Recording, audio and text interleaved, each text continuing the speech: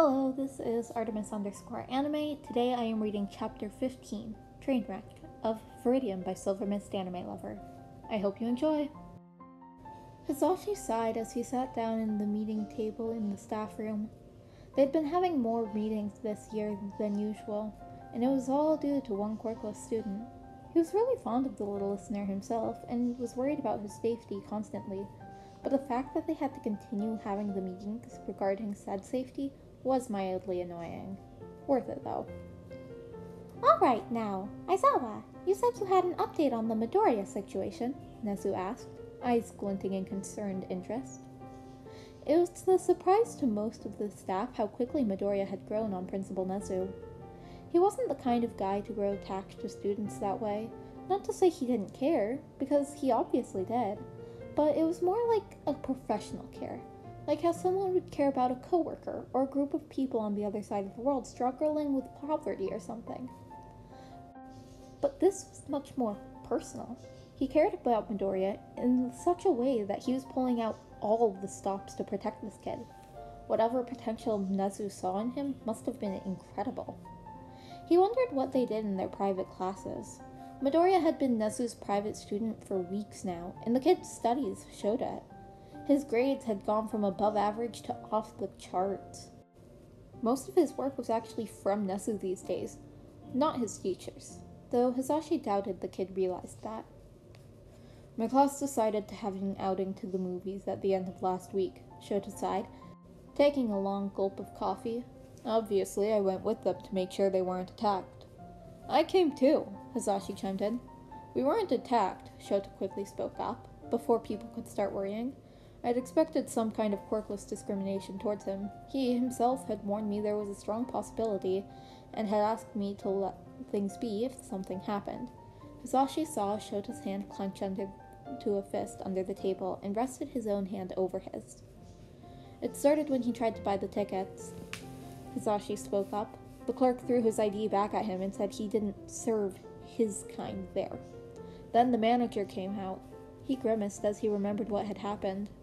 She walked right up to him and hit him across the face, so hard that he was knocked to the ground. Shota growled out.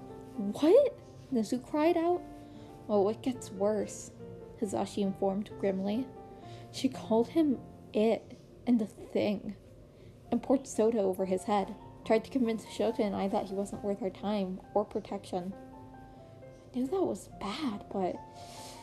Cemento hissed. Afterwards, Midoriya informed me that she faces this sort of things regularly. Shops raise their prices, and there are places he just can't go. And he mentioned something about a hero. He promised to explain that one later. I was looking last night. Hisashi hesitated before pulling out his phone. He shot off a quick text to the UA group chat. Someone caught most of the scene on their phone and posted it to social media. Of course, I've since filed a complaint and had it removed, but it just keeps popping up on other sites. I saved a video to show you what to look for. The teachers watched in mild horror and no small amount of disgust as the recording played, picking up from just after she'd verbally admitted that he was quirkless. How awful, 13 spoke quietly. You look angrier than I've ever seen you. Snipe spoke up, looking at Shota. Like you'd be any calmer in that situation, he glared. Hey, ain't nothing wrong with that. Of course I'd be just as pissed. Just making a statement. Our biggest concern, it would seem, is that Midoriya finds this abhorrent treatment normal, Nezu spoke up. We need to show him that it's not okay. We need to make sure we're doing everything we can to protect him. And while our influence normally doesn't extend beyond our campus, let us not forget, we are heroes. Use those licenses well. And if you want to put in a request for increased patrol hours, I've left several stacks of said paperwork in the teacher's lounge. A predatory grin spread across the principal's face, and Hisashi suddenly realized why he always added bear into his list of possible species. He certainly looked like an angry bear ready to protect his cub. The meeting spun by far too quickly thereafter, and Hisashi dazedly realized that it was time to pack up. Hold on, Hisashi. Shota put a hand on his shoulders and gestured for him to wait. Once the other teachers had filed out, and his husband leveled him a look at the principal, who was looking at Shota expectantly. Midoriya told me that he was going to explain things to you after the sports festival, but he also wanted myself and Hizashi there. I suspect he'll bring Hawks with him too. I see. So my puzzle's decided he's ready to help me then. Puzzle? Hizashi blinked. I'll set up a meeting. No sense in wasting any valuable time. He said after the festival, correct? That's right. He wanted time to figure out how to explain everything. Any idea on what would need several weeks of time to explain? Hizashi raised an eyebrow. Your guess is as good as mine. The eraser hero rested his forehead on the oak table with a quiet thump. Well then, we'd best be ready for class then, yes? The students will be arriving any minute. I hate teaching, Shota mumbled from the table, causing Hizashi to chuckle fondly. Come on, Sho, I'll make you some coffee. Bakugo Katsuki was frustrated. As he paced down in his bedroom, it wasn't really anything new. He was typically annoyed or pissed off in some way, and that usually wasn't anything new either, because Deku usually pissed him off. But what had happened at the movies made him realize something. He'd been an ass. What that woman had done was appalling, and something Katsuki would associate with a villain. And yet, those things she'd said, those actions she'd taken, hadn't he been the same? In middle school, hadn't Katsuki knocked Deku's food out of his hand during lunch, no different than her pouring soda over his head? While Katsuki had never outright said it, he'd considered Deku a mere pebble on his road to greatness, something insignificant and not worth a second glance. How was that different than calling him an it or treating him as something inhuman? If his middle school self had seen what had happened at the movies, he'd probably have laughed or moved on like everyone else. Or he would have thought, well, that's just what happens when a useless Deku gets what he deserves, or something. The thought made him sick. Since he started UA, since Aizawa Sensei had given him the first attention after their first heroics class, Katsuki had been trying to understand. He'd been confused and a little frightened when he'd been reprimanded the first time. Then he'd figured, wrongly so, now he knew, that it'd been because he could have killed Deku. And he'd admit, using lethal force on an attack wasn't very heroic, but in his defense, he hadn't realized how powerful that blast would be. But the second time he'd been reprimanded, just after calling Deku worthless after the USJ mess, really made him think. He'd been so confused and angry and he couldn't figure out what he'd done wrong. After a few days, he'd reluctantly gone to Aizawa Sensei. Katsuki scowled as he glared down at his shoes. This was humiliating. He, the future number one, was going to someone else for help because he couldn't figure something out.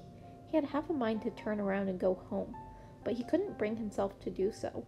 Not when the question had been eating him alive for the last 3 days. So he knocked. Come in. Aizawa glanced up from his papers, and the bum looked a little surprised to see him. Bakugo, what can I do for you? He huffed, feeling his cheeks redden. I don't understand. Okay, what don't you understand? I don't understand why I got detention, he growled, and his teacher's eyes lit up in understanding. I've always talked to Deku like that. Everyone does. So what the hell did I do wrong? Take a seat, Bakugo. He gestured. Katsuki hesitated, but sat down anyways. Why do you think it's okay to think of Midoriya less than because he's quirkless? I mean, he is less than, right? His eyes traced the pattern of the wood in Aizawa's desk. When I got my quirk, everyone was telling me how amazing I was and how I was going to become the best hero. And when Deku didn't get his, they ignored him, told him that he'd amount to nothing. My teacher's one said, quirks make the man, or something like that. The better your quirk, the more you can do in life. Since Deku has none, he can't amount to anything. And that angers you? I mean, he was always a dreamer, not a doer. He kept talking about wanting to be a hero, but then he'd let people walk all over him. He'd roll over at the slightest provocation. He'd shrink in himself and nod along to whatever someone else said. It was just so pathetic. He was holding me back. He took a deep breath to keep his quirk in check. And yet, he still thought he could be a hero. He didn't train or anything other than his stupid analysis shit. Analysis? Aizawa raised an eyebrow. Yeah, fucking creepy. He'd stalk heroes and dissect their fucking quirks. Figure out how they worked and shit. He'd analyze the way they fought, too. And he thought he could be a hero with that alone. It made me fucking angry. Here I was, putting in all this hard work and training to master my quirk so I could become a hero. He's just sitting there like he expects people to hand him an opportunity on a fucking silver platter. He shot out of his chair and paced the room. And how does that make looking down on him okay? Everyone did it. Even the teachers would laugh at him for his fantasies. Are you aware that people regularly suicide baited him? Aizawa's eyes were sharp with emotion Bakugo couldn't name. It made him feel like his teacher was staring into his soul. It wasn't serious, they were just joking. They always did that. And Deku would just laugh and throw away the notes. If he had any problems with it, he would have gone to the principal or something. If it was wrong, wouldn't the teachers have stopped it? His sensei sighed. So that's how it is then. What the fuck's that supposed to mean? Was he giving up on him? Was he calling him stupid? I see now. The systems failed you too. Huh? Now he was lost. Midoriya didn't go to a teacher because he couldn't. They were part of that. He had nobody to turn to, Bakugo. The principal didn't care because he was quirkless. That type of behavior was okay because it was so wrong. It was the authority figures in your life that didn't care to stop the behavior. Bakugo's eyes widened. He wasn't stupid. He was very smart. He may be a bit thick-headed when it came to emotions, but he understood what his teacher was getting at. And he didn't like it. No! He clenched his fists at the side, willing his tears to go away. No! You can't be serious! He glared at the ground, unwilling to look at the expression on Aizawa's face anymore, because he didn't look at him with arrogance or pity, but sorrow and understanding, and he hated it. He felt tears welling up in his eyes, and he watched them hit the floor. It can't be true, he denied, because if it is, he shook, then I'm no better than them. I hurt him. All these years, He slowly looked up at his teacher. I hurt Deku. The words felt choked up in his throat, but they rung with a sense of truth that even he couldn't deny. I hurt Izuku. God, he felt sick. What the hell? How could he not have seen it? It was supposed to be okay. He felt arms wrap around him. His first instinct was to push him away, because he was a teacher, and he was getting hugged by a teacher, and that was weird, but it felt nice. He gripped the man's clothes and let his forehead rest against his chest as his shoulders shook in silent sobs. You're not like them, Bakugo. Do you know why? I am like them. No, you're not. Because you've realized that it was wrong. You regret your actions. They don't. That makes you a better man than they'll ever be. But how the fuck was he supposed to make this right? Could he? 10 years. Almost 11. First, you need to be able to answer this question for yourself. Aizawa pulled away and looked him in the eye, crouching down so they were on the same level. Bakugo Katsuki. What kind of hero do you want to be? The best. Number 1. That was his default answer. But that didn't seem like the right answer here. Let me put this another way. Aizawa had a glint of amusement in his eye, and it pissed him off. What do you want to inspire in others? Inspire? In others? The fuck's that supposed to mean? That's right. All Might inspires safety in civilians and fear of villains. Viridian inspires those without power. 13 inspires hopes to those in trouble. What kind of emotion do you want to spark to life when people see you? What kind of hero do you want to be? He smiled and stood up, ruffling Katsuki's hair. He was too surprised to be angry about it in the moment. Though he'd be pissy about it later, for sure. Think about it. Find me when you have your answer. That'd been weeks ago, and he'd been struggling with that question the whole time. He'd stopped antagonizing Deku and decided to observe for once. The nerd seemed different. He'd been different for a while now, since that day Katsuki had told him to jump off the roof, a regret he'd carry with him to his grave. He'd completely changed. It was like he was a totally different person, and Katsuki didn't know why, but the teachers were watching him with a keen eye these days, like they were watching for someone who might hurt Deku, which Katsuki thought was stupid because the nerd could obviously protect himself. What he showed during the battle trials was anything.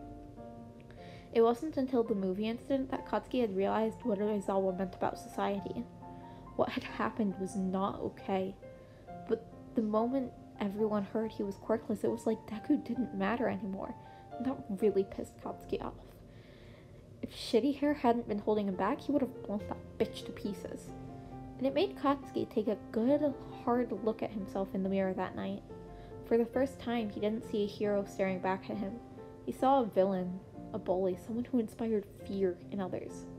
I don't want that. He clenched his fist and stared into the mirror again. I don't want people to fear me. The image of Deku's face through the years covered in snot and tears. He'd always thought that shine in his eyes was resilient, and that meant that he was looking down on Katsuki. Now he knew better. It wasn't defiance or resilience. It was fear. Fear of Katsuki. Deku had been afraid of him. Izuku had been afraid of him. A tiny pop made him jump, and it realized he must have lost control of his quirk, something that hadn't happened since he was sick. What do I want to inspire? He wondered as he stared at the ceiling. He didn't know how to answer that question. The kind of hero he wanted to be. Someone who never lost. Because to lose meant to lose those you cared about. It meant people would die or get hurt, and that was not allowed. Bakugo Katsuki had no idea what kind of hero he'd be, nor what he wanted to inspire in others. But he'd realized that he was a complete jerk to his only friend, and that was not okay. He'd stopped himself. Izuku, I hope one day you'll be able to forgive me. He smiled at the ceiling. I'm sorry. A tear rolled down his face as a bit of his anger dissipated. I was wrong. Izuku idly scrolled through his recent news on his phone as he sat on the train headed to school. He had 3 days left of regular classes until the sports festival on Thursday, and hardly anyone could concentrate on school with the event looming over their heads. Some people were excited, while others were anxious as hell. The movie incident had occurred last Friday after school, so Izuku had 2 days to slowly ease his friend's misconceptions of quirkless treatment over text. Ida, in particular, had been shaking, having never believed people capable of such unwarranted cruelty. Thank time for group chats. Kirishima had been a lot friendlier with him lately. The guy had apparently been bullied a lot during his middle school years, and the two of them bonded a bit over it. If Izuku had been pleasantly surprised at Shota and Hisashi's defense of him at the movies, though he'd mostly expected it, he'd been downright shocked at Bakugo's. The blonde had contacted him later over text and fucking apologized for being such a dick. Izuku never thought he'd see the day, regardless of the timelines. It wasn't an outright apology, mind you, but it was the Bakugo equivalent. When Lord Explosion Murder idly threatens to hurt someone that messes with you, it's his way of saying he cares. And when he says, that fucking bitch can go eat a can of fucking dog shit and better crap will spew from her mouth because she doesn't know what the fuck she's talking about insulting a future hero like that. It's his way of apologizing for being an ass. Also, Izuku might be the only person who would recognize that. Ah, well. Kacchan was Kacchan. If he was a bastard who no longer deserves the name. At least Izuku knew that his friend was still alive in there, somewhere very, very, very, very deep down, buried under all that anger. And on Saturday, Shota and Masa had spoken with Viridian. Apparently, the quirkless discrimination the Erasure hero had witnessed had shaken him a tad bit more than Izuku thought it would. He and Namasa had spent 2 hours with Viridian, explaining what was and was not okay treatment of him, and to make sure that he'd come to them if he found himself in a situation like what Izuku had experienced. and half the shit they spewed was crack, but Izuku hadn't realized actually wasn't okay, so he supposed it wasn't a total loss. He thought it was sweet that they cared enough about him to make sure he was okay. Namasa even explained a few laws that he could use in his favor should the needs ever arise. When, Viridian had corrected them. Izuku decided he was going to start shopping in his vigilante uniform from now on, considering he could find the cashier or sue the establishment for upping prices on quirkless people. He might have a little fun with that newfound freedom on Saturday, but if he did, that was between him, Kaido, and the legal offices. And for once, he wasn't the one they were mad at. Izuku looked at his phone when a ping notified him that the Class 1A group chat was active again. He'd had half of a witty comment typed out to Kaminari, who'd made some wisecrack about the sports festival, when the train suddenly lurched sideways, flying off the tracks. Izuku barely had a moment to brace himself and throw his body over the kid beside him in the hopes of protecting him before everything went dark.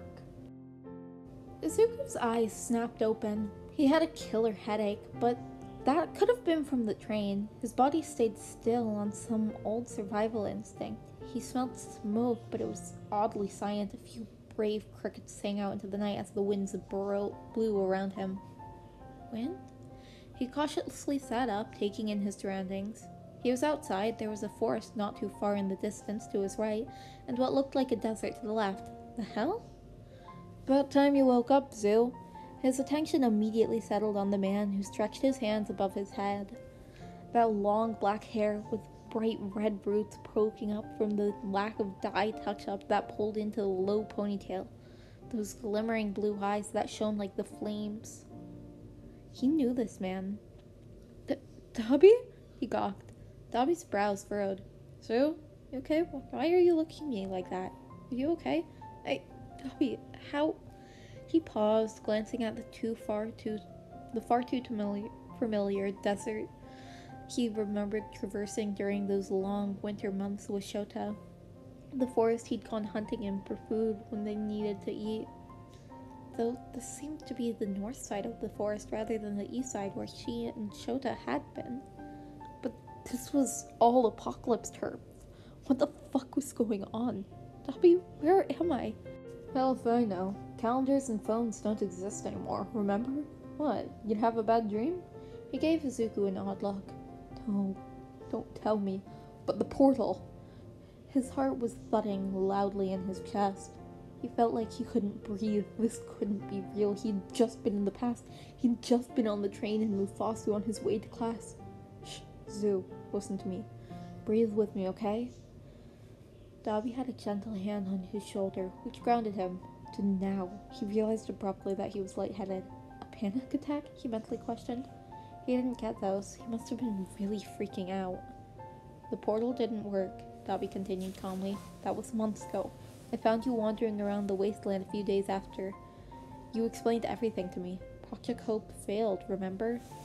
Izuku opened his mouth to argue because obviously that was wrong when the memories made themselves known. He remembered hitting the ground on the other side of the portal after Sho had shoved him through. It had hurt like a son of a bitch, but it didn't do anything else. When it had exploded, he was buried in the rubble, and even had a few burn scars from the hot shrapnel flying on him. Shigaraki had snarled something and left, but he hadn't heard it over the rushing in his ears as the pain faded. Izuku had laid there for hours, begging, pleading that this was wrong, that their last bid hadn't been for nothing. But when he'd finally pulled himself from the rubble, he'd seen Shota's remains. And it wasn't pretty. He still had nightmares of looking at the corpse, looking at him with accusing eyes, the only one remaining. As he choked on blood, blaming Izuku for the fail, for miscalculating something that caused the portal's failure, but Shota's death was for nothing. He'd spent 3 days in that room, unable to comprehend that they'd failed. It was only when he'd finally come to terms with the bitter truth that Izuku had taken Shota's capture weapon because it would help him survive, and he'd somehow lost the rings in the rubble, and that had made his heart fucking hurt. He'd then wrapped the tattered and blood-stained capture weapon around his own neck and given Shota the closest thing to a proper burial and grave he could. He'd sobbed and cried harder than he had when Zachi had died, and that was saying something. He was so broken, so hopeless. They'd bet everything on that stupid portal, and it hadn't even fucking worked. Not only that, but they'd blown it up so Shigaraki couldn't follow on the off chance that it would work, which meant Izuku couldn't even try again. The odds of the portal working had only been 22.2%, at the best, anyways. Izuku hadn't known why he was so depressed over it. He'd expected it to fail, but he'd expected to fail alongside Chota. He'd planned to either survive with him or die by his side. Izuku had never planned to survive alone. He'd wandered the wastelands aimlessly in the hopes of finding Shigaraki. If he couldn't kill him in the past, he'd do his damnedest to kill him here. He wasn't a believer in revenge, but he'd already lost everything. What was the point in beliefs and morals when nobody existed but you? And then he'd found Dabi, or rather Dabi found him, rescuing him from a black Nomu that Izuku had been honestly fine dying by. Izuku didn't know how Dabi had managed to survive, but he didn't really care because now he wasn't alone anymore. He and Dabi had been traveling together for months now. The portal failure had been seasons ago. Maybe a year? The memories were fresh and crisp, clear as day, but so were his memories of the past. Of Kaigo and Masa and Aizawa-sensei, of the movies and his provisional license, and Izuku shook his head. I'm sorry. I remember now. I had a dream that the portal worked. That's all. I was confused. Now wasn't the time to share these thoughts or troubles with Dabi. The man looked like he could keel over any minute. Izuku knew the feeling. He felt exhausted and sore all over. His stomach tied itself in knots as it tried to repel for the lack of food, and his mouth was incredibly dry. They'd need to find water soon. He idly noted that his left wrist was sprained and had a nicely healing gash on his left leg. Get some rest. I'll take watch, Izuku stated, easily falling back on his old routine. You sure you're okay? Dabi asked again, raising an eyebrow. Because you looked weird before. Yes, Dobbs. I'm fine. He huffed, chucking a rock at his companion's face, which was swiftly dodged. Get some sleep. Time knows you need as much beauty rest as you can get to fix that ugly mud. Luke is talking, Dabi glared, but there was a shine of mirth in his eyes. He settled down to rest. Izuku kept his eyes and ears open, constantly scanning his environment. His heart ached as the situation started to sink in. Everything seemed to hit him harder than the train wreck he thought he might have experienced. I need to think about this logically. He winced at his mental wording as he reached into his pocket. It was impractical these days, and the inner lens was broken now, so it didn't even serve as protection anymore. But it was all Izuku had left of him, that and the blood-stained capture weapon he wore around his own neck. He stared at the familiar yellow goggles. They were beaten, blood-stained, and worn, and there was a little dent from the USJ incident, and there was a spot from where the clasp had to be redone. A claw mark on the left side where a Nomu had nearly gotten him, only for Izuku to save him at the last second. A tiny little cloud engraved on the inside of the bridge of the nose, so Shota could always carry a memory of Shikamaru with him everywhere he went. Izuku looked up at the stars. He hadn't been prepared for this. What had gone wrong? He was in the past, and then the train wreck. Was that even real? It certainly felt real, and Izuku didn't think his imagination was good enough for all the details he could recall. If it was real, did he die? Did his younger self die? Did all his memories return to his older self? Was that even possible? If that was true, what the hell was he supposed to do? He'd taken the notes of Project Hope with him to the past. It would take decades to replicate it from scratch, even if he could remember everything properly. And if his younger self was dead, was there even any hope? Don't be stupid, Izuku. He spoke softly, needing to sound something to ground him. He winced when Dabi stirred lightly before falling asleep. If your younger self died, then you'd be dead too. No future without the past. Ugh, I hate time travel. He pinched the bridge of his nose to stave off an oncoming headache. Okay, did it wear off then? Is my past self just wandering around the face of amnesia, unaware that he's Viridian, a UA heroic student? He paused, stroking the stubble on his chin, whiskers rough against his calloused hand. Again, no, because then I wouldn't be me. So that means I'm in an unaltered future. So I didn't do anything? So it was fake? He felt tears of frustration and grief well up in his eyes. There had to be some way to prove it wrong. There had to be some way to prove the past happened, that it was real. Izuku never really interacted with any of 1A during the first run, where he was currently right now. He had barely known the names of the surviving class members, and that was only because Sho. Maybe he could find some kind of proof here? If he knew information, then he should have no way of knowing. Then it proved beyond a doubt that he did live in the past. So he needed to confirm his information was accurate. Maybe some object? Like some diary entry from Uraraka about how she fought against Bakugo in the first class. No, that was stupid. Nothing like that would have survived the apocalypse. Lost. I don't know what to do. He despaired. He was stuck, completely and utterly stuck. He had no way of knowing why he was back in the future, or if he'd experienced was even over the last years and some change was even fucking real. What if he'd passed through the portal and it just knocked him out, like, and his other set of memories explained? Maybe he dreamt the whole thing. Was Dobby right? He felt all the hope in his soul implode into a deep, swirling pit of despair. Time? What the hell is going on? I don't understand. What the hell is going on? All this thinking was giving him a headache. Time travel was way too confusing. He rubbed his temples, but the pounding persisted. A nearby sound made his head snap to the left harshly. He ignored the flare of hot, cold pain that told him he'd pinched a nerve in his neck and mentally cursed. They weren't even close enough to be in danger yet, but if the wind changed direction, they'd have trouble. Dobby, he hissed quietly, and the man startled awake silently. His gaze followed Izuku's until they landed on them. 2 dark Nomu and a green Nomu. The Nomu looked fairly similar to the ones at USJ, though they weren't as bulky, which allowed them greater speed. Their strength wasn't anything close to the USJ Nomu, but their bite force was far greater than a shark. Brute strength wasn't much of a concern anymore. The green Nomu walked on 4 legs. The hind legs were freakishly long, giving it jumping range. That was so good, and the tail was short and thick. Most of the head was exposed with a brain, and the snout was somewhat short. They were somewhat gorilla-like in appearance. They weren't overly fast, but they were freakishly tenacious. Izuku was once tracked and chased by a green Nomu for 2 months straight. They were also incredibly loud. They howled, which attracted the attention of more Nomu. General consensus was that it was never good luck to run into a green Nomu. Shit, Dobby cursed. You take the green Nomu, I'll take the dark one, he suggested. Why don't I have to take the green one?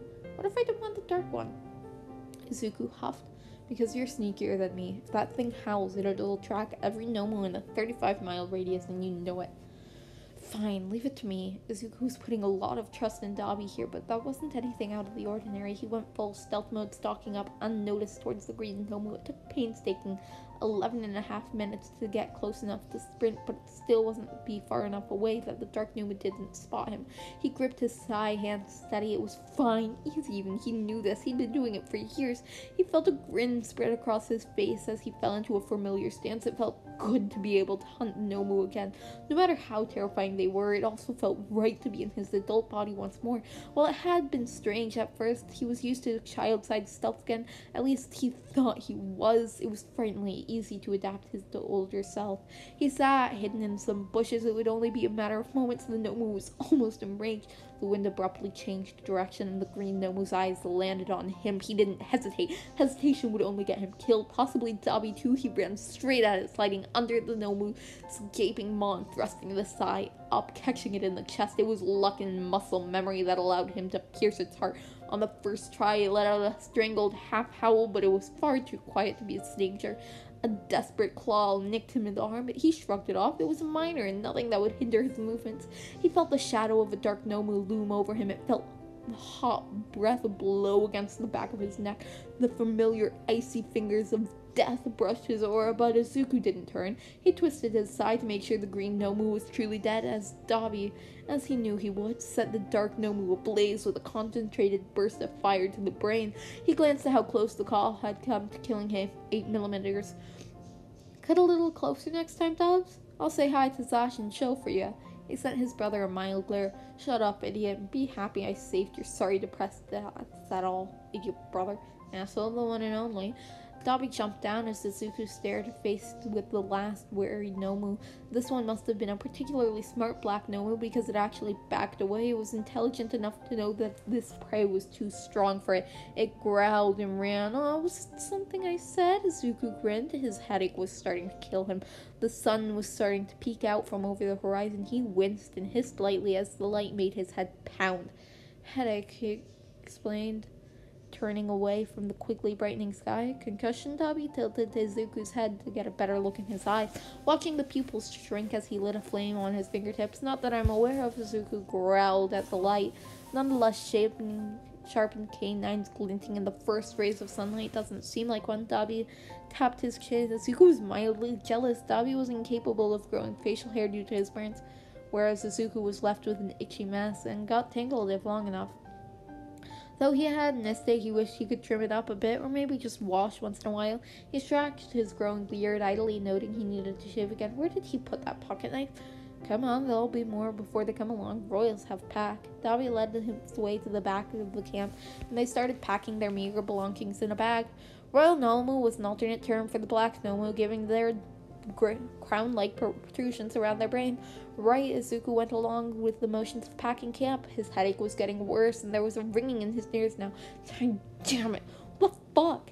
He scrubbed his face to the ground himself again, and managed to pack the rest of his shit. Dobby kept glancing back at him as they traveled.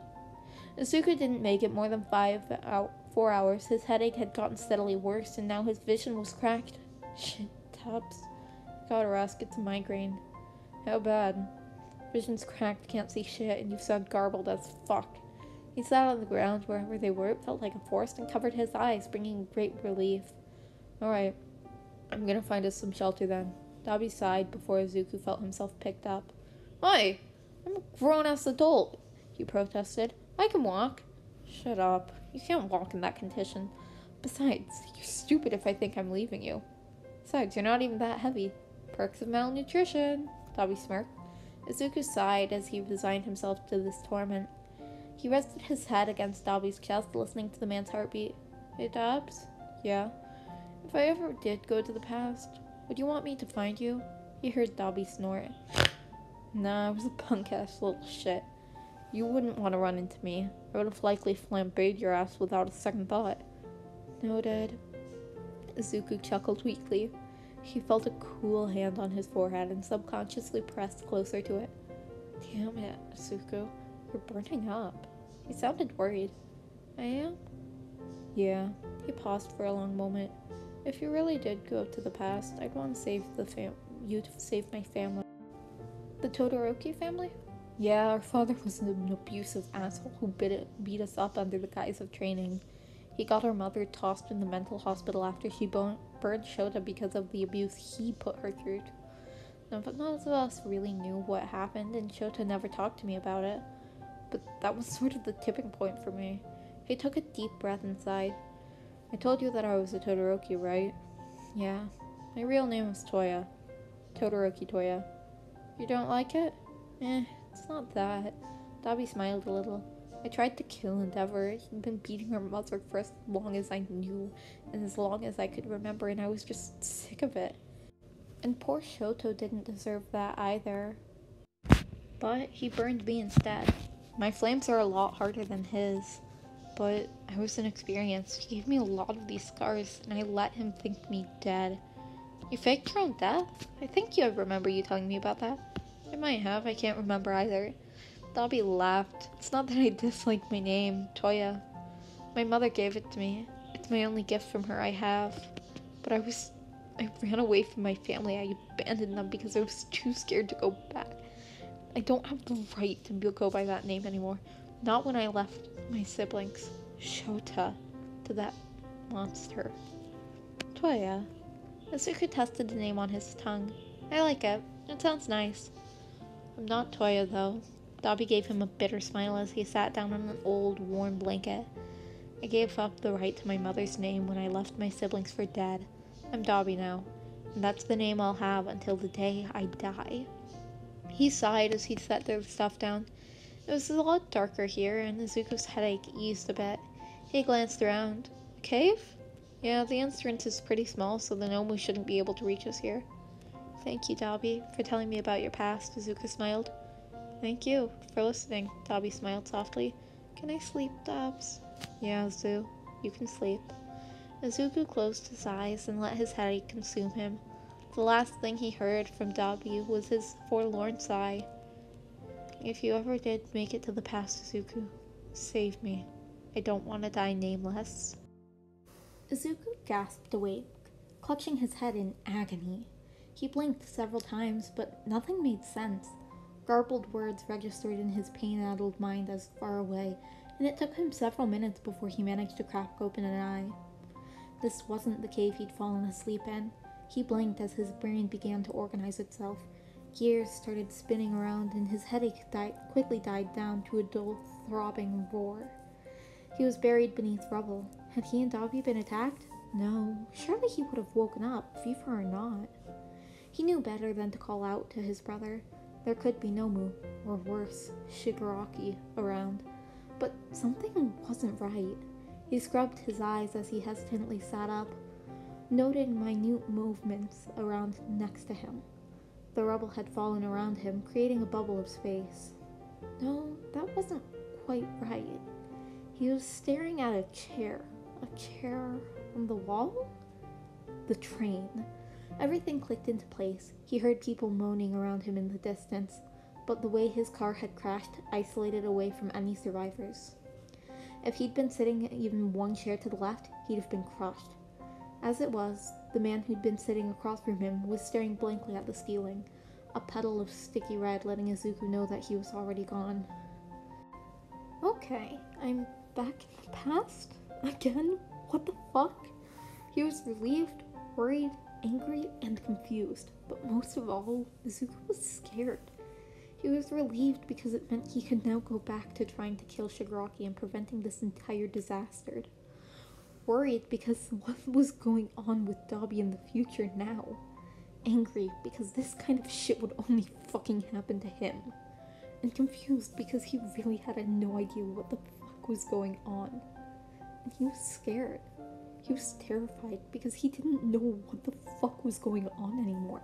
Was this real or was he dreaming again? What was the real one then? The future or the past? Did the portal work or not? Was he even alive anymore? Was he Izuku the survivor or Viridian the hero? He didn't know anymore. He mentally shook his head, shoving his panicking questions to the back of his mind. That wasn't what he needed to think about right now. People were in trouble. He was in trouble. Izuku needed to find a way out of the wreckage before he really did bite the dust. He mentally winced at his choice of wording, the phrase hitting a little too close to home with the state Shigaraki's victims were left in.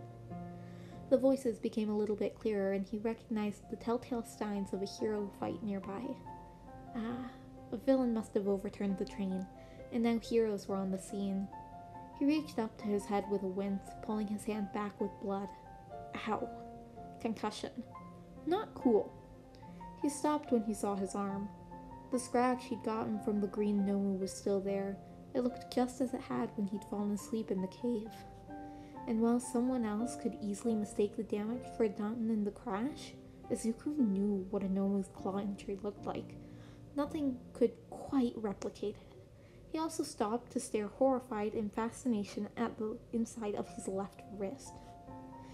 In the new first run, memories floating around in his head, the aftermath of the portal's destruction had left him with several burn scars where hot shrapnel had fallen on him. One piece of metal had a symbol etched into it, a universal symbol of infinity, a Limit. It was now branded on the inside of his left wrist, but he'd gotten that after the portal had exploded. This made no sense. His attention abruptly shifted to movement next to him. His head whipped to the side as he realized, as it had with the Nomu the other day, or whatever. He realized the kid was there. That's right. I shoved my seat partner out of the way when we crashed. Izuku started coughing. Hey! He tried again, and the boy awoke. His purple eyes looked around panicked, even as his froofy purple hair sprung out in every direction. Are you okay? Yeah, he looked startled. Thank goodness, Izuku smiled. I'm Midoriya Izuku. He held out his hand. Confusion could wait. He needed to protect this kid. Shinso Hitoshi. He eyed Izuku's uniform for a moment. Hero course. Yeah, UA. You go there too, right? General education. He glowered. Izuku recognized that look. So, what's your quirk? Must be something powerful. You're in the hero course. His tone was bitter. He probably has a bad stigma or weakly perceived quirk. Sorry, I don't have one. Izuku shrugged easily as Shinzo startled badly. You're quirkless? He gaped. But I thought you said you were in the... The rumors are true? We can talk about that later. Izuku shook his head, softly, careful of his concussion. Are you hurt? No, I don't think so. He eyed Izuku warily. You didn't ask about my quirk. I assumed it wasn't something relevant to our current situation since you asked about mine first. Brainwashing isn't useful against steel. It's a cool quirk, Izuku smiled, startling the boy. I'm sure you get the villain quirk card a lot. I get it. Trust me, I've been quirkless all my life. So don't expect that from me, yeah? Yeah, he smiled softly. Any ideas on how to get us out of here, though? He looked around. They could break the window, but the entire structure was unstable. And from the looks of it, the window led to a nice drop that he estimated would kill them both. So that was a no. The rest of the car was crushed, meaning no escape there either. We must have been thrown off the tracks and into a building, he guessed. Can't we just go out this way? Shinzo approached the window, but the car gave an ominous creaking sound that had him hastily retreating. Yeah, no, not unless you can brainwash a few birds to slow our descent. Animals are not my forte. Tried it and still got bit by that dog. Alright, plan B then. Call for help. Izuku looked around for the sign of his phone, which had been in his hand during the crash. He caught the telltale glint of black poking out from the pool of blood on the floor, across from him. Thank fucking time I had Kaigo waterproof and reinforce this motherfucker. Thank you, Kaigo. I owe you a ton. Heh, yeah, no, mine's trash. Shinzo held up the crushed remains of what must have been a smartphone. You can probably salvage the information from the phone. Looks like it's mostly the screen that's damaged. He reached out and plucked his phone from the cooling puddle of red, making Shinzo turn an interesting shade of green. Izuku casually flicked a piece of skull off his phone and wiped the screen clean, or as clean as one could with his shirt. Luckily, a hero friend of mine fixed this up for me. You have a hero friend? He saved me from a villain attack once, and now he practically lives with me, Izuku chuckled. He thanked his lucky stars that Masa had let Viridian take a day off from watching Midoriya. The detective had needed the vigilante-turned-hero to help on another case, which said Vigilante promptly made a huge amount of headway on and sent his email to the file at a specific time so it wouldn't look like he was in school. Otherwise, he'd have a lot of explaining to do as to why he wasn't helping Midoriya escape the train. Oh shit, he cussed quietly as he checked the time. Class had started half an hour ago. He had a ton of messages from his friends, even one from Aizawa himself. Perks of never missing class, he supposed. When something was wrong, people figured out pretty damn quickly. What's up? Class started half an hour ago, Izuku sighed. Shinzo snorted in disbelief. That's your concern? We're sitting in a burning train with what looks like a villain fight outside, and you're worried about missing class? You obviously haven't met Aizawa-sensei, Izuku smirked. His phone lit up. Aizawa was calling. Speak of the devil. He answered it. Problem child, where are you? School started like half an hour ago. He sounded worried and impatient, likely assuming that Izuku had gotten distracted or something, but there was that edge of uncertainty in his voice. The sound of his voice brought up all of the memories of future him had, of realizing Shota was gone and he was alone, finding his remains and taking the blood-stained capture weapon as a memento. His informal funeral, his hand went to the capture weapon only to realize it wasn't there. He settled for gripping the rings instead. So, Izuku broke off into another coughing fit for a moment. The smoke was getting worse. Midoriya?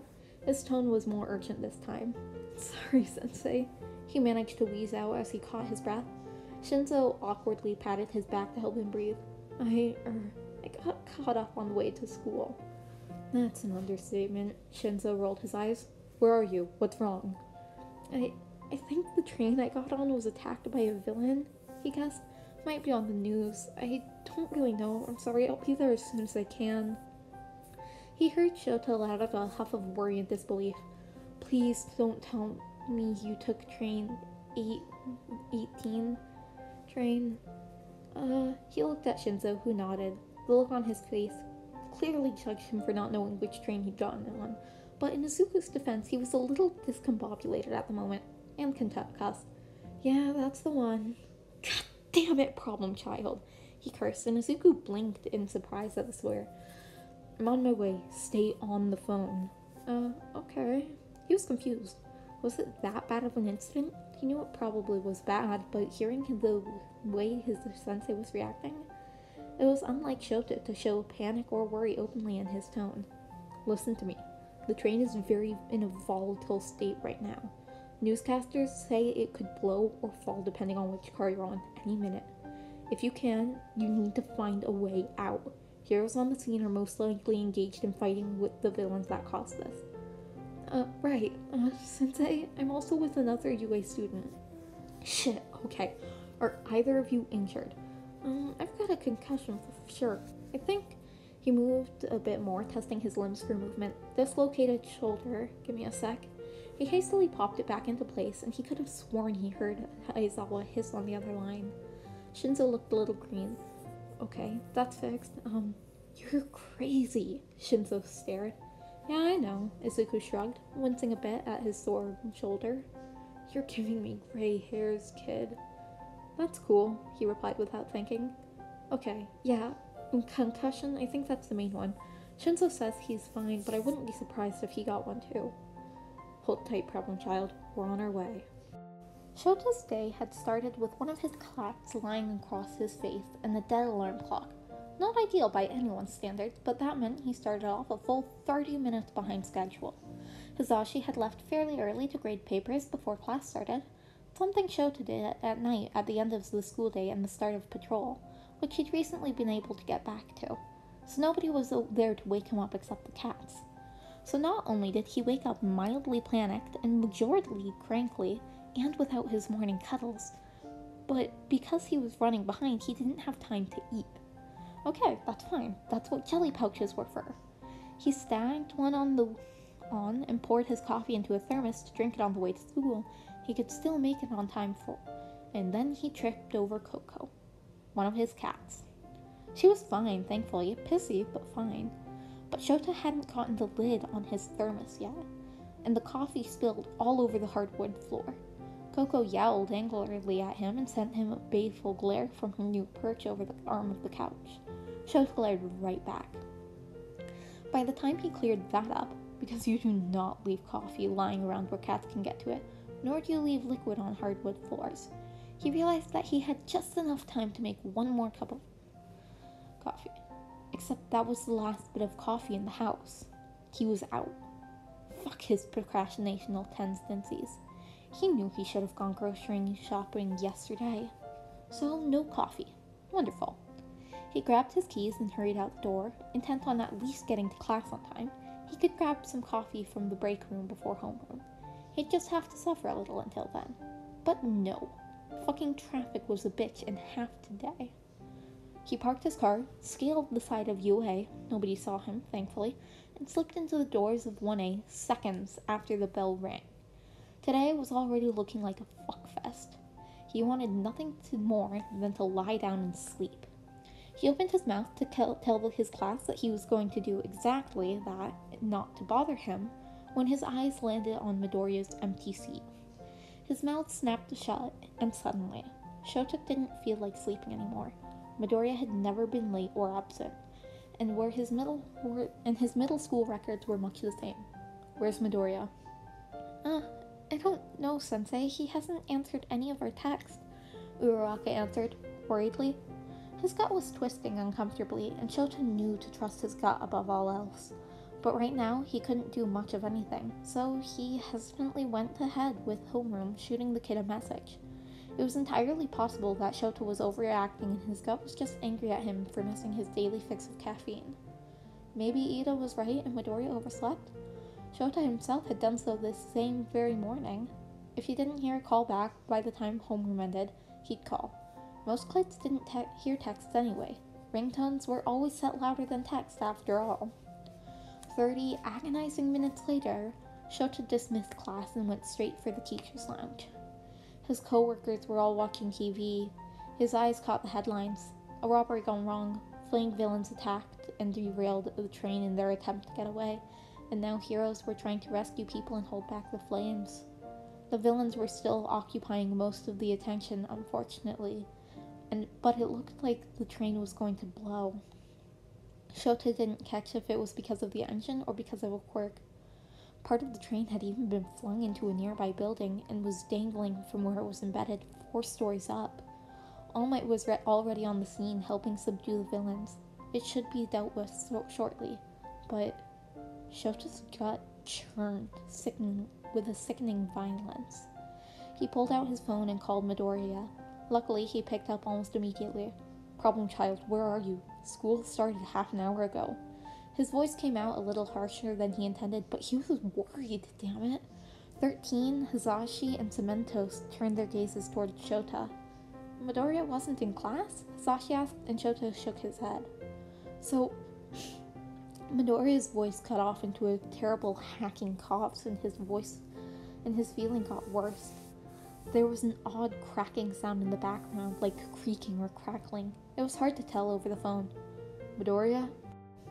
"What's wrong?" Cementos' gaze sharpened. Shota shrugged. How the hell was he supposed to know? The kid was hacking up a lung on the other side of the phone. "Sorry, Sensei." God, he sounded horrible. His voice was painful to listen to. It sounded like the kid ate sandpaper. I got caught up on the way to school." Was that another voice in the background? "Where are you? What's wrong?" This kid's track record was frankly terrifying. Of course, on the one day they told Viridian he didn't need to watch the kid. I think the train I was on got attacked by a villain. Might be on the news. I don't really know. I'm sorry. I'll be there as soon as I can." Shota's brain froze, and he felt himself pale rapidly. His eyes were wide, and he exhaled sharply, mostly to try to get his brain working again. "Please tell me you didn't take the A18 train." The staff stiffened. "You mean he's in that?" Hisashi pointed to the TV. Yeah, that's the one." "God damn it, problem child." Shota couldn't fucking believe this kid's terrible luck. He muted the phone for a brief moment. "He's in that mess," he told the others. "I'll inform Nezu," Cementos said, running out the door. "I'm coming along," 13 stated, looking at Shota. They were an excellent rescue hero, and Shota would take whatever help he could get if he was being honest. "Me too," Hisashi said. "Classes can be taught by someone else." Shota nodded as he unmuted his phone. "I'm on my way. Stay on the phone." Okay." The kid sounded confused and disoriented. His tone was so different from the confident, assured voice he used during class, or even the quiet, unsure voice he used when talking about the bullying. There was an edge of detachment and uncertainty about it. If Shota hadn't spent so much time around the kid, he probably wouldn't even have picked up on it. But he did, and it scared him. "Listen to me. The train is in a very volatile state right now. Newscasters say it can blow, or fall depending on which car you're in, any minute. If you can, you need to find a way out. Heroes on the scene are mostly engaged in fighting the villains that caused this." Right. Sensei, I'm also with another UA student." "Shit." He winced. He hadn't meant to curse into the phone. Again. "Okay, are either of you injured?" Shota was already running out the car. "I think he has a concussion. He sounds really detached and really out of it. He also says there's another UA student with him. Inform Nezu and have him see who's missing today." He informed the other 2 heroes, who winced. Concussion for sure," Midoriya's voice filtered through the phone. "I think dislocated shoulder. Give me a sec." Shota hissed when he heard a distinctive pop. He did not need to know that his student could relocate his own shoulder so nonchalantly. "Okay, that's fixed. He heard someone, likely the other student, mutter something, and Nezuko reply with a chipper, "Yeah, I know. You're giving me gray hairs, kid." "What'd he do?" Hisashi asked, and he drove like a madman, wheel clenched so hard his knuckles were white. "Relocated his own shoulder," Shota answered, causing them to wince. "That's cool." God, he sounds so out of it. Shota was beyond worried now. He'd never heard Midoriya sound like this, not even during or after the USJ, and he'd been thrown into a fountain. "Shinzo says he's fine, but I wouldn't be surprised if he got one too."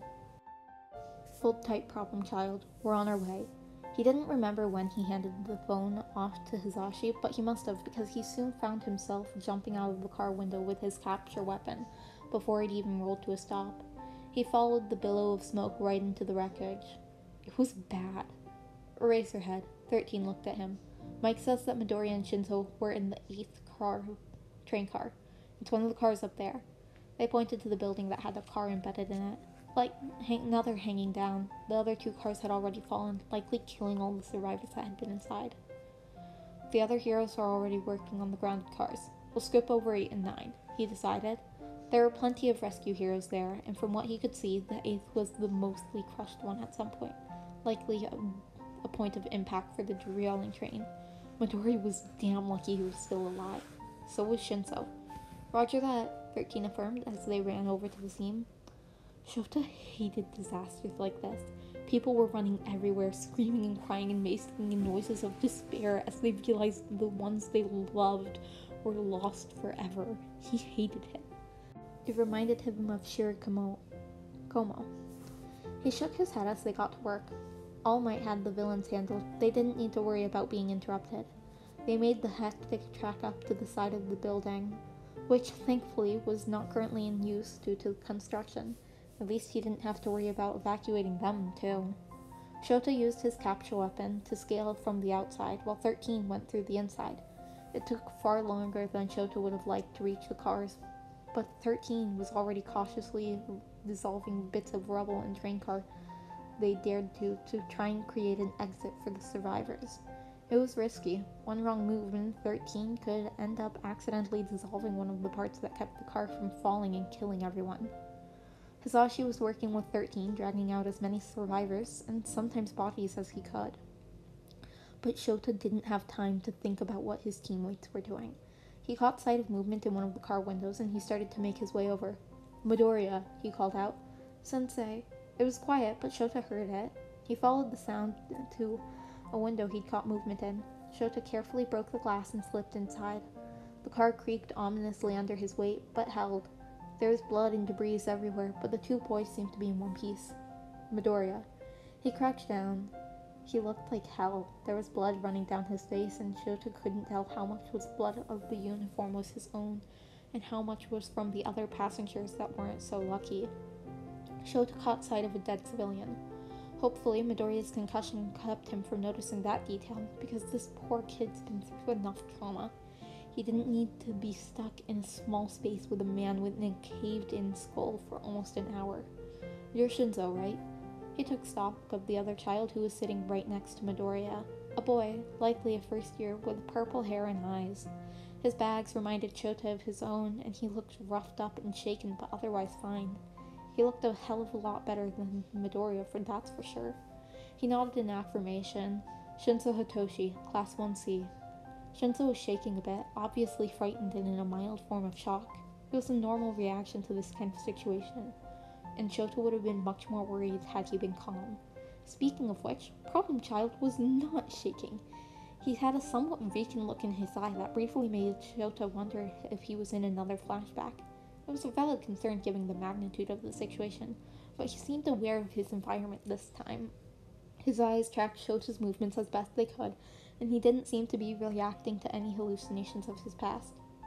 "It's fine. I'm here." Shota quickly checked both boys for anything that would inhibit moving them. His students tensed a little under his touch. Once he'd asserted that it was safe to move them, he gently picked them up, wrapping the 2 boys up in his capture weapon for protection and ease of movement. Luckily, both were small and he could manage both together. Midoriya ran a hand over the material like he'd never seen it before. There was an odd and concerning expression on Midoriya's face, and he wasn't sure what was real. It did not sit right with Shota at all. "Did you find him?" Hisashi called out. Shota was carefully making his way back out through the broken window he'd climbed through, and finding the handholds he'd used to climb over the train. Shinzo clung to him a little tighter, likely afraid of falling, but Midoriya looked right at home at such heights. Another worry. "Yeah, I've got him," Shota reassured. "Midoriya, stay with me, okay? Don't fall asleep." He slowly climbed his way up to a window of a building and kicked it in. He then wasted no time heading towards 13 and Hisashi.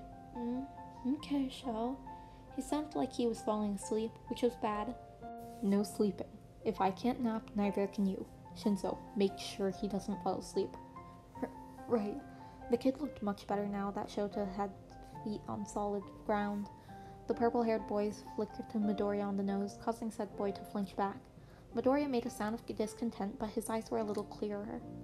"Someone didn't get their coffee this morning." He looked at Shota as he said it. "No, I didn't," he answered with a frown. "Today sucks." "You can say that again." Midoriya coughed a bit, and Shota winced, partially expecting to see blood. He was mildly relieved when there wasn't any.